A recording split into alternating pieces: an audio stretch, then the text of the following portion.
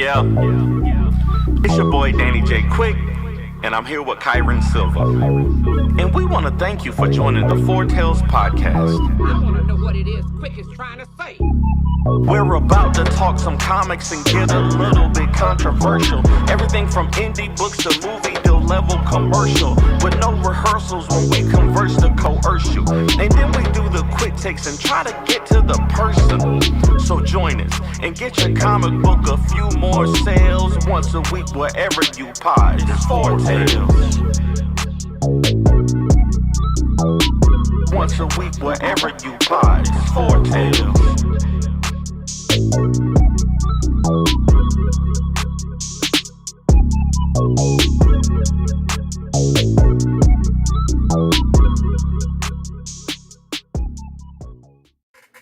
Ladies and gentlemen, boys and girls, children of all ages, Towards Comics in collaboration with Visually Stoked Media respectfully brings to you the 167th episode of the Four Tales podcast. I am your host, Kyron Silva from Towards Comics. Across the way is the Ruby author of Heat, Vaughn Stokes, and together we are your two blurred creators here to help you find your next favorite comic. We are live on the Age to Geekdom Network via Facebook, Twitch, YouTube, and TikTok. So if you're listening and watching us live, thank you for your support. Don't forget to like, subscribe, share, and review this podcast because all your positive reviews and interactions help us reach a bigger audience. Vaughn Stokes. What's up, man? How you doing? I'm trying to figure out how y'all let Danny rap. Wait, what? I always miss the beginning of y'all show, so I haven't heard that. I have not heard that. So I don't know how you guys let Danny rap. Did you like it? How did you guys let Danny rap? Okay, so you know Danny's brother is a musician. Yeah. He's a producer. Okay. He's over the years actually rapped on a lot of I can't remember his brother's name right now, but his brother's music just off of TikTok. And I was like, we were doing this podcast for a couple of years now. Why have you not, just rapped for our intro? And he's like, no, I can't rap. And I was like, just for the fun. Our show is not serious in any way. He's like, I can't do it. So it's then after like 2 years, he's like, hey, what, peep this. And he just dropped it in my DM, and I was like, what is this? And I started listening. I was like, this fool really did rap on this. I'll never let him forget this. We play it every week. He can't forget it. I would definitely be making mention of this at the next top five. That will happen. Okay. But I'm good, man. I'm good. Okay. For our listening audience who are not watching us live on our social media, Javon has decided to step in for Danny because Danny, at the last minute, decided to tell me that he was going on a trip. And when I say last minute, like literally a couple days ago, Danny said, hey, y'all, I'm going on a trip. And I was like, oh, no. So unprofessional. I know. That's your boy, though. That's your boy. That's your boy. You have 100 and how many episodes? Well, counting the ones he's missed, probably like 150 something. You know him a lot longer than I've known him. Really? Yeah. Y'all were doing Four Tales before I met Danny. I met Morgan first. Oh, okay. Snap. I didn't know that. Mm-hmm. Okay. I met Morgan, and then Morgan introduced me to Danny. Wow. So you've only known Danny for a couple years then? Like somewhere during COVID. Okay. Yeah. Because we started 2021. So it was probably real soon before that. Real soon. Damn. Like around that time, yeah. I don't know why. For some reason, I thought the two of y'all were like just close. As far as years wise. No. Like I knew. I want to say the first time I met Danny was 3 years ago at Heroes. Right. Wow, that's fascinating, dude. And I knew him a year and a half, I think, before that. Okay. Danny gets around. He does get around. And you know what? Speaking of Heroes Con, our guest today was actually at Heroes Con. Danny and I got to interview him for a couple minutes. He's an amazing writer and creator. He is the phenomenon that is called Vaughn Coleman. See, I didn't get y'all mixed up this time. Thank you. No, it was great meeting you at Heroes Con, and I appreciate it. So, for anyone that's maybe watching the podcast or listening later on, give us a really quick overview as far as who you are as a creator, what you're Mhm. working on, things like that.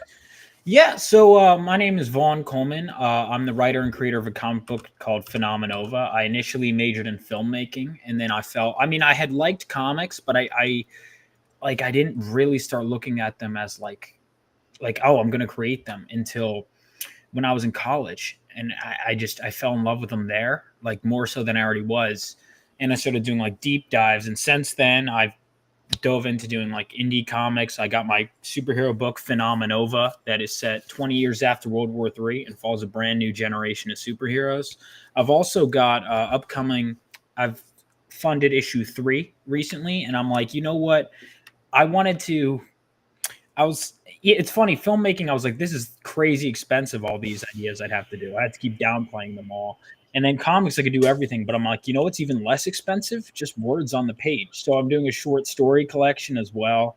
That should be launching uh, next month. But yeah, I've just been writing like crazy, but mostly comics.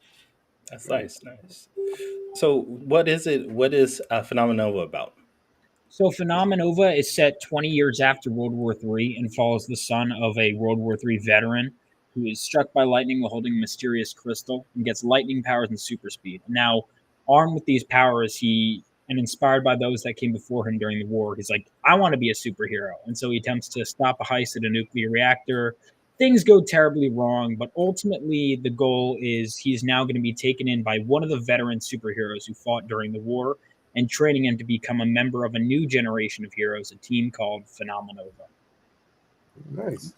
What made you decide to do like the superhero genre? Because there's so many, indie books, mainstream books that are doing superheroes. I am always curious what made you decide this is the genre I want to tell the story. Oh, man, I mean, well, I had the idea when I was a little kid. Initially, it was a movie idea. It was in like second grade, and then it evolved into like an animated series idea, and then eventually evolved back into comic book. So it was an idea I've had for a while, and the more I got engrossed in the superhero genre, the more I realized how special it was to me. And what I also like about the superhero genre is how you can touch on so many ideas and so many big budget ideas, and it's like the way like these superhero stories just keep going and going and going and reinventing themselves. And I think it was when I was in college, it was Chris Claremont's X-Men run I started reading for the first time, and just seeing that story go, I was like, look at what he's doing with comics, like compared to like what films, like they can't.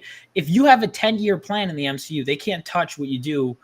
Imagine how 10 years worth of issues. Like I'm like, this is nuts, and something about the creativity behind that was special.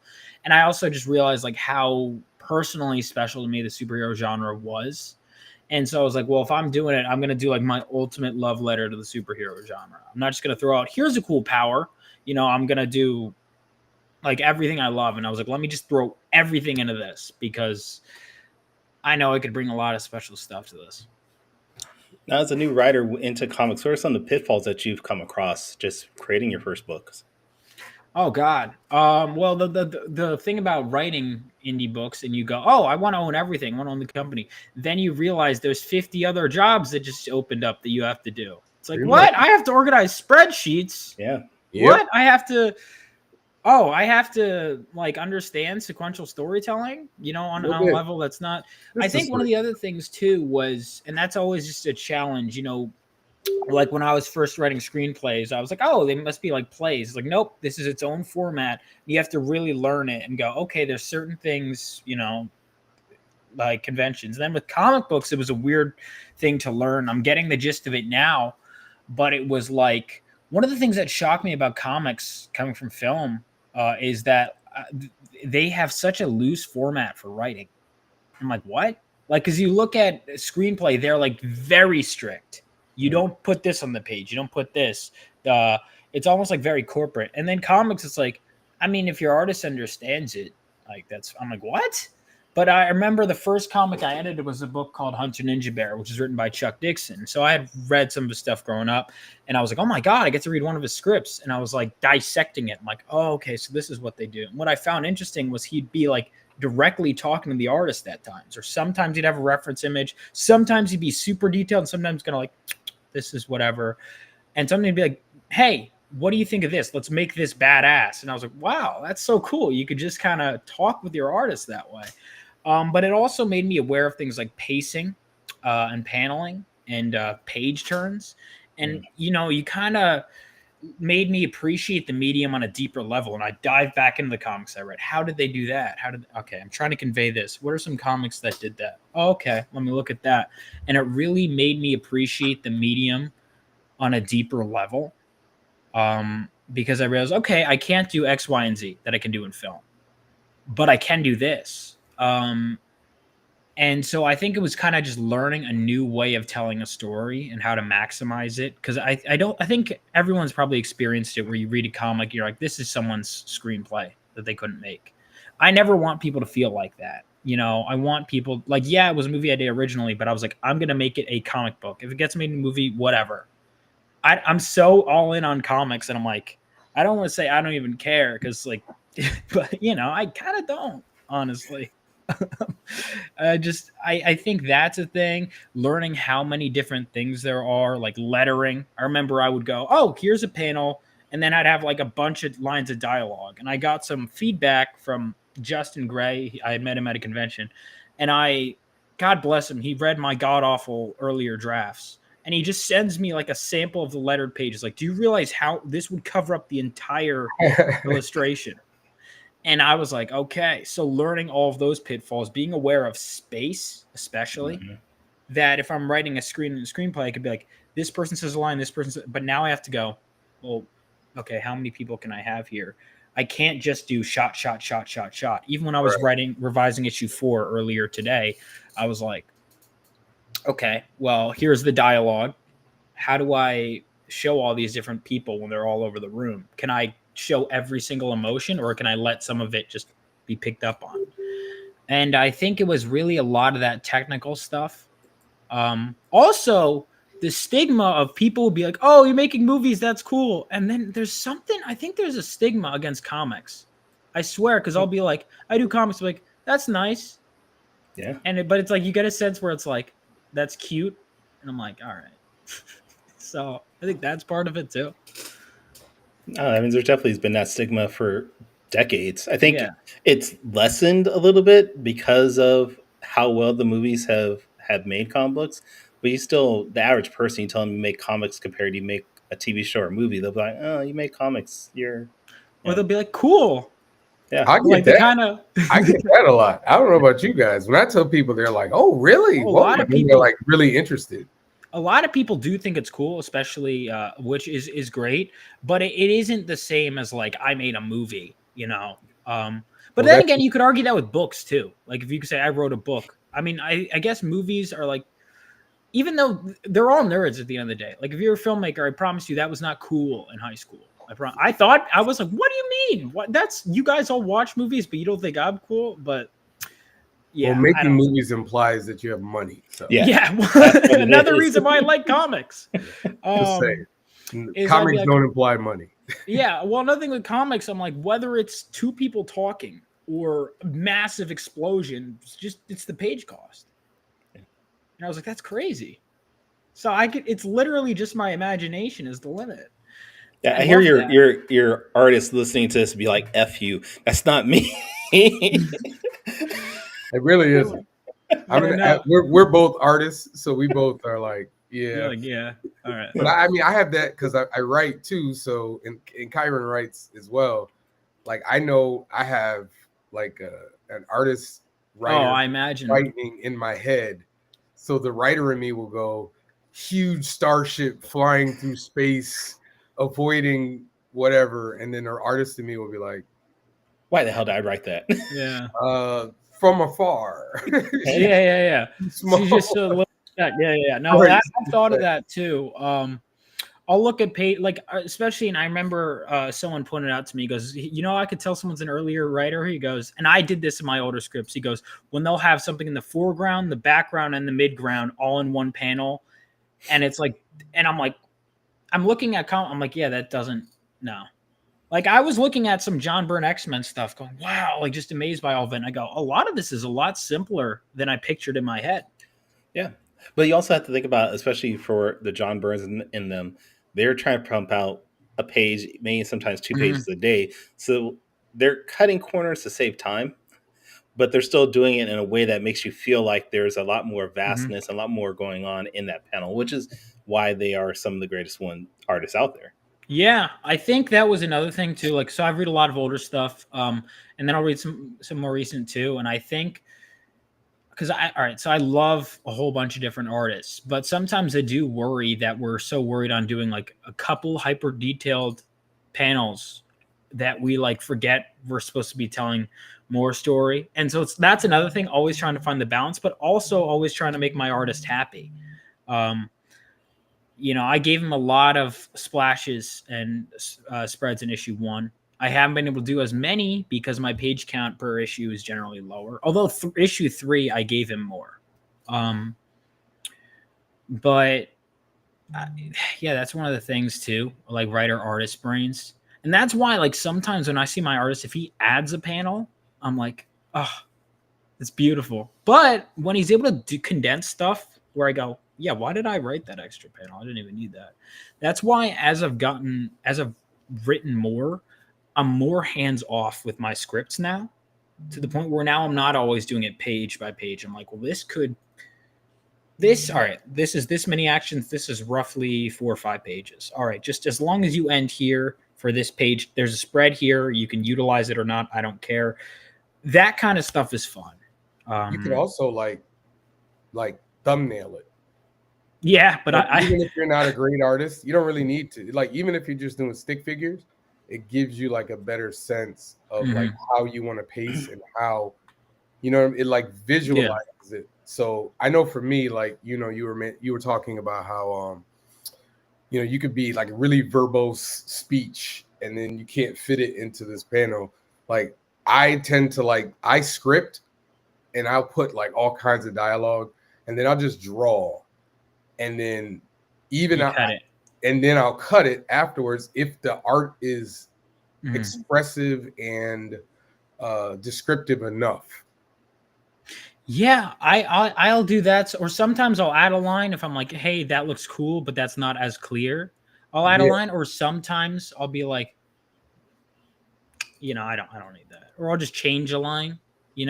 Because you have to be willing to adjust stuff. You can't be. I learned that like if you're too overly picky, sometimes it's not good. But sometimes you do need to put your foot down, and it's that balance, I guess. Now, as a new writer, are you leaning on anybody to provide you feedback and edit your work outside of just your own friends and family? Yeah, I have an editor that I pay to do it. Like, he basically gave me feedback on issue 4 because I revised my script. I'm like, it's great this time. He goes, this is too slow. He's like, there's some good. And I'm like, you know what? And I was looking at it because I've written 1 through 8 multiple times. And I was like, this is all perfect. And I go, that's kind of a weakish link. And then as I'm writing it today, I'm like, I'm loving 4 now because I realized there was stuff I wrote years ago that I've kind of outgrown. I'm like, I can condense that. And add new stuff. And I think that's having an editor there, that second set of eyes, is so. I recommend everyone should have an editor. I know people are like, oh, it costs money though, and you might think you don't technically need it. If your editor is doing their job, it shows. Like, I'm almost always, if I read a comic that I think is bad, whether it's indie or mainstream, I go, who edited this?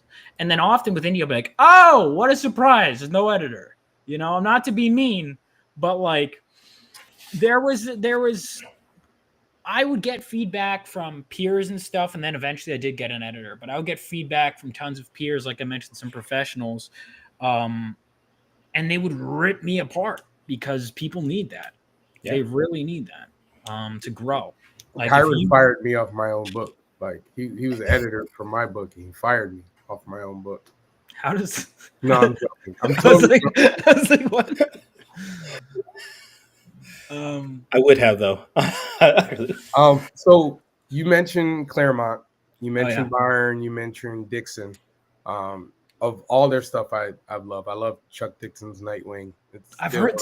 Everyone says his Nightwing above all of his stuff. Yes, Yes. So I wanted to Yes. read through all of his stuff. I was gonna wait because I know Nightwing was later than it, but it's like maybe I should just read that first because To me, everyone says to that is his me, best.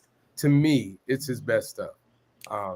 That's where Nightwing to me is Nightwing. I think he evolves away from Teen Titans in that. Mm. But that being said, any other writers that you look to for inspiration or that you just plain out love?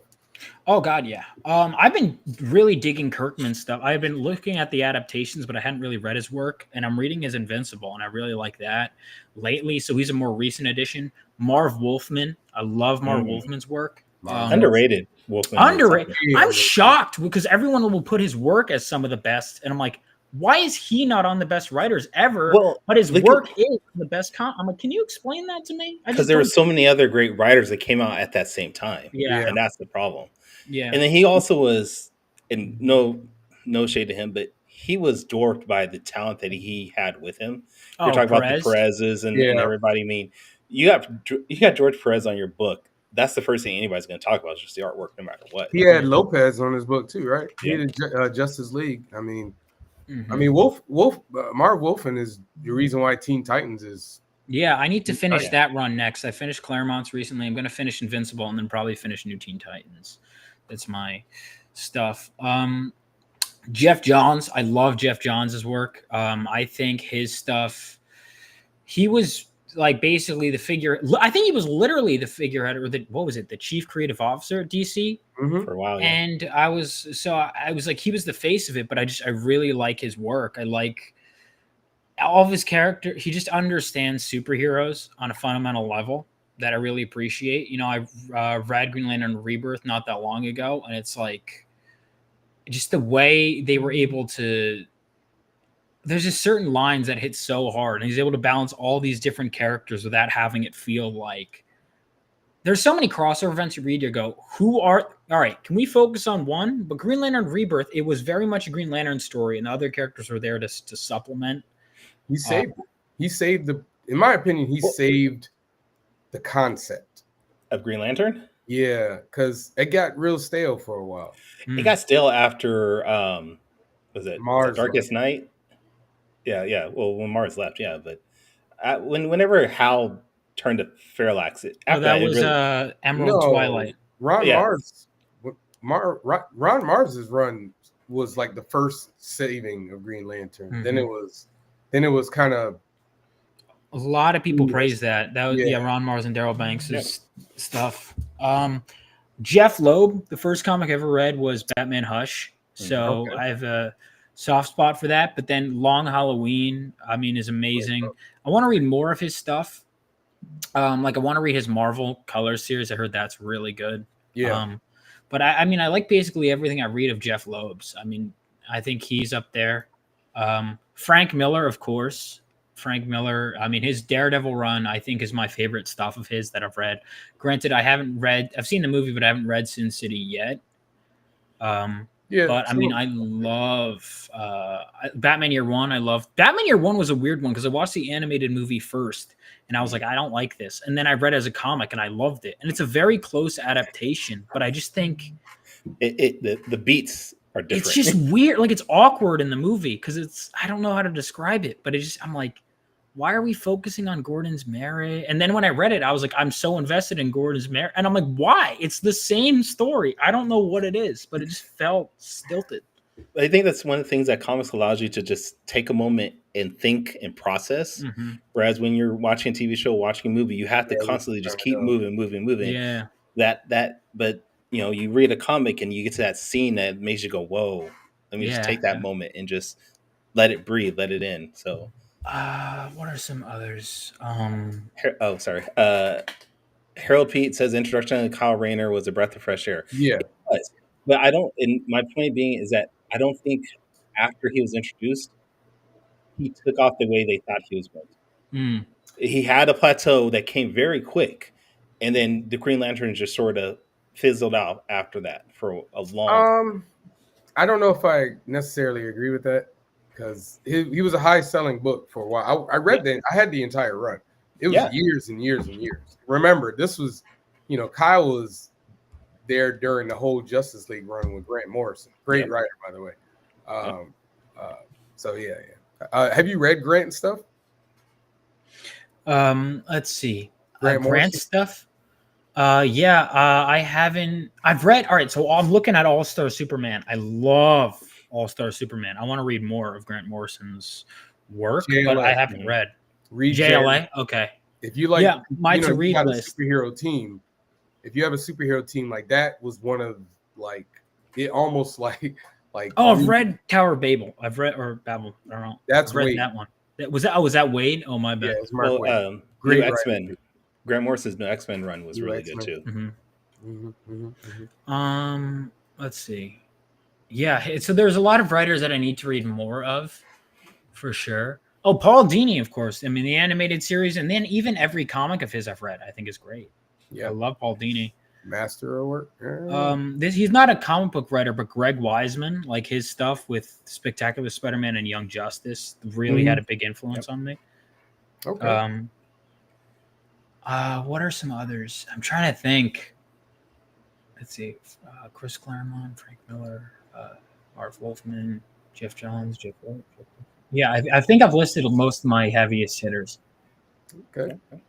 You got to get some Mark Wade in, man. You got to get some of that. Oh, I love Mark Wade. I didn't see Priest. Let's see. Christopher Priest. So I've been reading some of his all right, so there's this one issue because obviously, he wasn't always Christopher Priest. I had read one of his Vampirella things. For me, I didn't get into it, but maybe it just caught me at the wrong time. I like Vengeance of Vampirella more, but I read this Wolverine versus Spider-Man issue. This is amazing. I was like, my, because I was like, all the other Versus issues at the time, I was like, all right, whatever. This is like clearly cash grab. And I was reading it, and it was like this beautiful, like noir. I'm like, oh my God, who wrote this? I'm like, why have I never heard of this guy? And then I Google him, like, oh, that's Christopher Priest. I was like, oh, that's why it's good. That was the Jim Housley days. Yeah. Housley days. Housley. I love that one. I want to read. I've been told that like his Black Panther run is like the best one, right? Is that? Yeah. What else do you recommend by him? Because he's one of those guys I'd love to get more interested in. What? Oh, he does a book. He does a book called Quantum and Woody. Yep. I don't think I've heard of Valiant. Yep. Valiant. Very funny book. Let's see. Christopher Priest. He had a good Spider-Man run, I believe. He was, I know, editor for a while, right? Yes, Spider-Man. He was the editor for a while. Yeah. He has a really good Superman book out right now. Oh, is he doing Superman? Or it's over, I think. It's a miniseries. It's like a 12-issue miniseries. Yeah, there's a lot of writers where I've read like a few things of, and I just haven't dove into them. He's one of them. Morrison's one of them. There's a bunch. Let's see. All right, yeah, I'm looking at his work. Oh, he did Conan? I know that. Yep, he's been around for a while. Yeah, I mean, he's done. Yeah, I'm seeing that he's done a ton. He's done a lot of the milestone stuff too. Yeah. Icon, I believe. Oh, he did. Did he write Icon? Was it him? Was it Priest to do Icon or McDuffie? McDuffie did. McDuffie's idea, but I think Priest wrote. Priest did one of them. Yeah, I can't believe I didn't say because I was thinking only comics, but obviously Dwayne McDuffie's stuff, like my first exposure to superheroes, and then even he is one of the like giants for me too. So McDuffie, I would say, was a big influence too. He was another one of those people that you could just tell he knew these characters like the back of his hand. Yeah. So tell us about your book, man. I was able to read a little bit of it.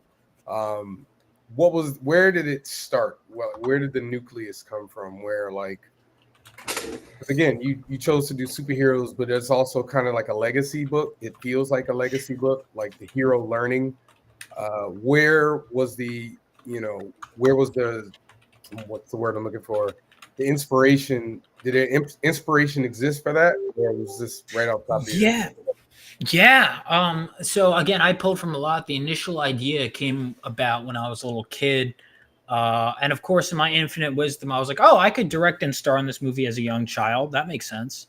And that's why the character ended up looking like me, is because it was just my childhood idea. I was going to And it ask was you why he looks so basically, much like you. yeah, that's why I got a lot of crap for that. But I'm like, this is my, my computer is frozen, but I'm glad I can still talk. That's Yeah, we okay. can hear you. We We know just what you. can't. We see what you look like. You have an Oh, you interesting can't look see? on your face right now for us. It's All right, I'm trying to think of like how I could. It's like my computer just completely froze on Mr. Christopher. We can Cree's still hear you. page. Go ahead. yeah. Just We're go ahead right. and finish.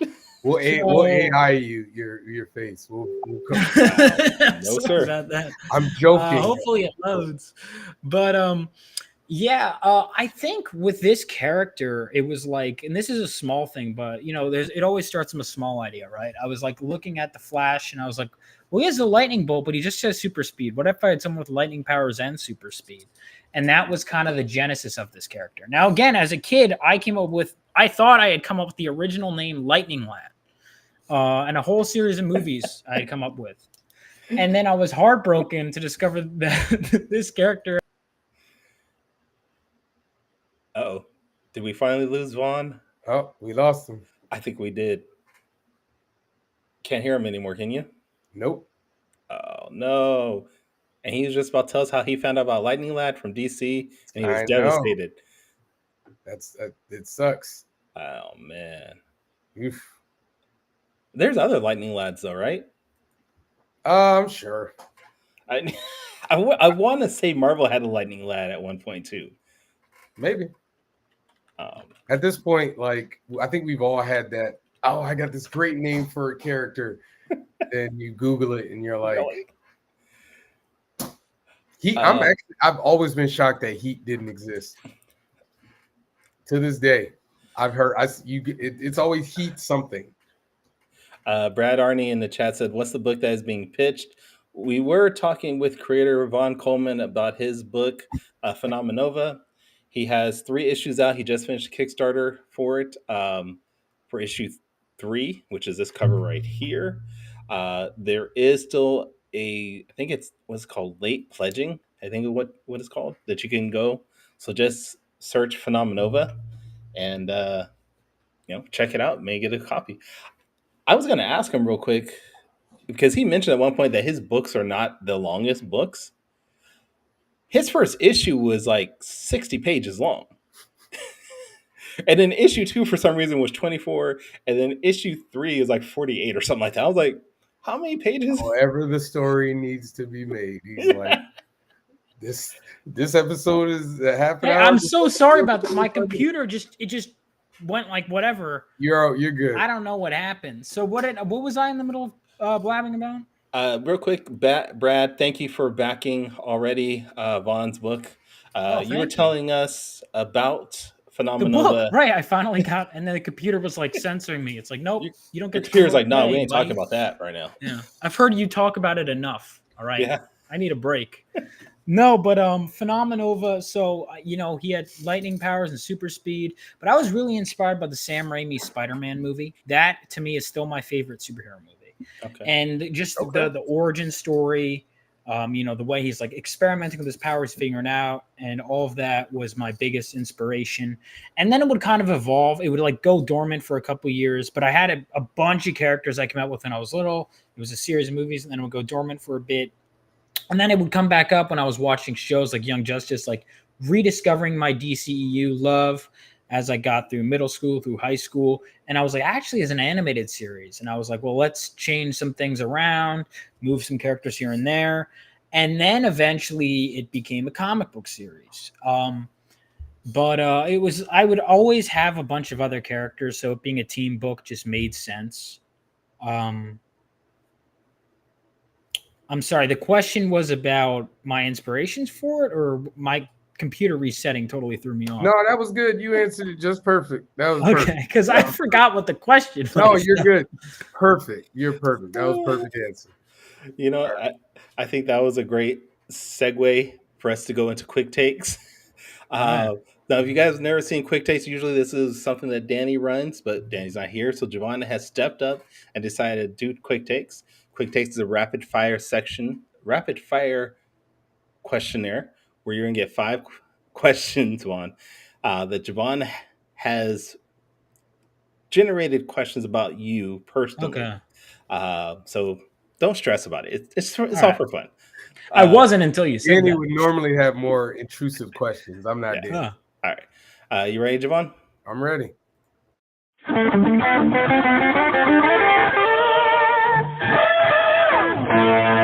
Quick takes.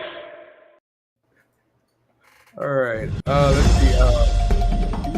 Favorite superhero movie was Spider-Man. What's your second favorite superhero movie? Ooh. Oh man. I'm gonna go with, maybe it'll change, but I'm gonna go with the Avengers right now. Okay, good choice. Good choice. Good choice. This is gonna be a quick takes. Okay. Best So dang. I know, right? I didn't even get a chance to put it up yet. All right, you ready? Let me know when you're ready. Yeah, You sorry ready? about that. I'll be quicker. Yeah. Okay. No, he's I'm too slow. okay. All right. Best music to listen to when writing. Honestly, video game soundtracks. Oh. Okay. Any particular video game? It really depends. Often, I'll just, whatever's recent, I'll just keep listening to it. Like lately, honestly, battle themes from the Pokemon games. Yes. Okay. All right. All right. I Your was not Pokemon? expecting the answer at all.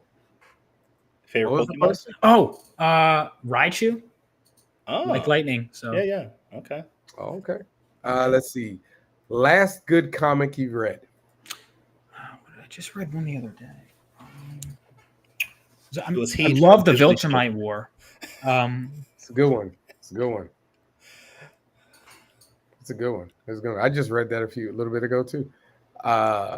Earliest comic memory. Batman Hush, got it for Christmas, and and it was the first comic I had read. Couldn't put it down. It's a pretty good introduction in the comics. And then, since you have a book about a young superhero, your top 5 favorite young superheroes. I mean, Spider-Man, of course. Robin, Tim Drake, especially, I would put up there. I feel like I can't keep putting Robins. I got to get more creative with this. I'm only allowed one Robin. I'll say Dick Grayson as well. Screw it. I'm on a time limit. I really like Cyborg. Okay. And then I'll go with. All right, time limit. I'll go with Magic, New Mutants. Okay. All right. Spider-Man. Kitty Pryde. How did I not say Kitty Pryde? Oh my God. See, I'm gonna look back and be like, Kitty Pryde. Yeah. Did I name 5? You named like 8. Yeah. No, I'm joking. You did 5. You did 5. Although I think we need a review on a couple of those because Peter Parker's not really young anymore. Yeah, that's what I'm saying. Like, so that was the tough part because that's why I struggled with Dick Grayson because I'm like, aren't they all adults now? Yeah, you'd argue that those two are probably the same age now. Yeah. And Cyborg is, who the hell knows how old? Well, Cyborg, that's why I struggled with him too because I'm like, wasn't he in like his Teen Titans? That was fake advertising because like by the time New Teen Titans showed up, they were certainly not teenagers. No. Nope. I think he was closer to 20. He was a senior, Cyborg. Right? Yeah, he was. There were a lot. I liked him, and it wasn't until, but like I liked him, but he was never one of my favorites, and wasn't until they get to that one Day in the Lives issue in the New Teen Titans where I went back years later, and I was like, that ripped my heart out. I'm like, Cyborg just bumped. I always liked him, but he was never like my favorite, and that bumped him way up the list. Okay. So that's how you do a quick takes. Yeah. All right. Well, this week's quick tapes is brought to you by Gemini Comic Supply. Get 10% off your next purchase at Gemini Comic Supply by using the code AceBlade at checkout. I think that's what Danny says. Vaughn, this has actually been very great and fun show. We want to make sure, though, that our audience follows you and your work and anything that you're doing in the future. So where's the best place for them to follow you online? So go to rebeloasisstudios.com. That's the name of my company, and join my email list because that way you can check out everything. Like I'll email you about anything I'm working on because some stuff will be here, some will be there. This is just the most centralized location. Plus I got some merch and I got some comics on there. But you can also, if you look up my name, Vaughn Coleman, you could find me. basically wherever. I'm also on Global Comics. I'm still a staff pick. Phenomonova is a staff pick on Global Comics. So if you're on there, check out the first 2 issues. I'm on, obviously my book is on Kickstarter right now. It's in late pledges. It should be done by the end of the year. So get on that if you're still interested. And what else? I mean, I guess if you look up my name, I'm on Twitter, I'm on Instagram, Vaughn Coleman or Rebel Oasis. You'll find me. I'm on YouTube as well, just Vaughn Coleman. I try and make myself easy to find. Okay. All right. Javon, where can people check out your work? As always, Visually Stoked Media. You can get all copies of Heat and Strong. You can find me Facebook, Javon Stokes, and if you can find me, Visually Stoked Media, one word, on Instagram. All right. And if you want to check out my work, you can go to tauruscomics.com. You can find me on all social media platforms at Taurus Comics. And if this is the first time you've checked out this podcast, you can go to fourtailspodcast.com. Listen to our previous episodes, buy some merchandise, support us that way. Join us next week, though, where we are going to have writer Evan Burgoon, creator of Tiny Wizards and Evan 07, here on the show to talk about his upcoming work. But until then, everybody, sayonara, goodbye, and please take care of yourselves. Have a good one.